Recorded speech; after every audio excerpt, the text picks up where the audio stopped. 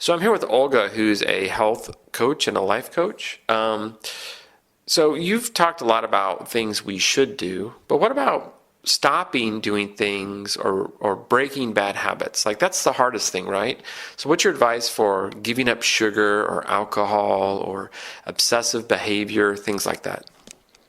Well, actually, I am not suggesting that people fight with themselves and they avoid or break anything, because that would constitute violence against yourself. And I am a student of Marshall Rosenberg, who developed a nonviolent communication system. So instead of taking away the bad, you add something good. So you find exciting, fun, new habits that will naturally substitute. Okay, so for example, like let's say you watch too much TV or you're addicted to your smartphone, you would try to, maybe play outside or do something like that. Well, you can develop a lot of new habits and see what works for you. And one of the things that I discovered for myself is that willpower is a very finite resource. We don't have infinite amounts of willpower, so we need to use it very sparingly on short distances. It's not for marathons. So what I suggest when you're establishing a new habit that you feel that is the right habit for you, you need to use a little bit of willpower to repeat it enough times. And usually magic number is 21 days. Really? 21 days? Why 21? I have no idea, but this number keeps popping up from different traditions in East and West, and also psychology. And I saw it in my own practice that it works. Fascinating. So what about, like, let's say you want to give up sugar, or you want to give up smoking or something like that, a physical substance. Do you have any tips for that?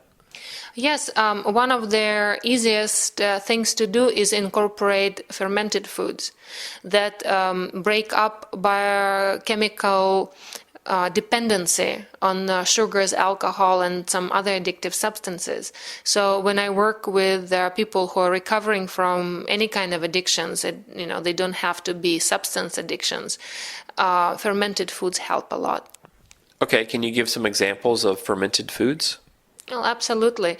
If you just chop up any kind of vegetable, let's say it's cabbage and carrot, so you cut it up, you massage it with salt and some spices until their juice comes out, and you press it down so all the vegetables are covered with its own juice.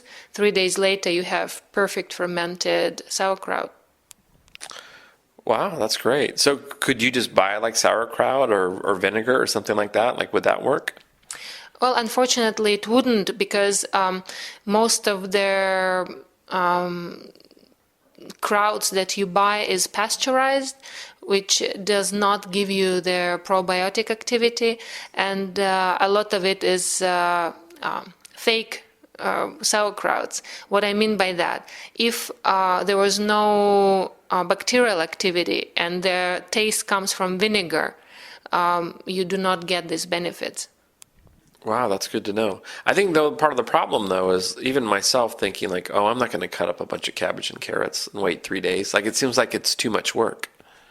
Well, it might be, and maybe you can visit a friend who is doing that, or if you have access to farmers market or some natural organic stores, they may provide something that is not pasteurized and prepared the right way. Oh, that's a good idea.